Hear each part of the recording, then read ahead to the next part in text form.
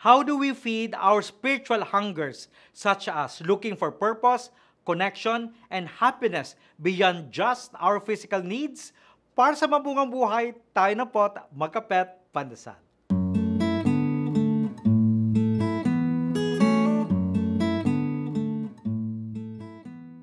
Wika ng Panginoon sa Ebanghelyo ni San Juan na siya ang ating tinapay ng buhay.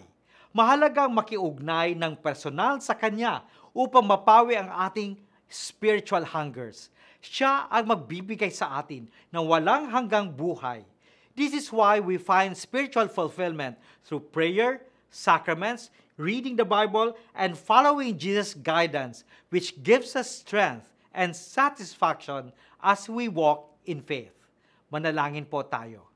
Panginoon, nawa lumago kami ng lubusan bilang mga anak ng Diyos dahil pinapalakas kami ng iyong biyaya. Amen.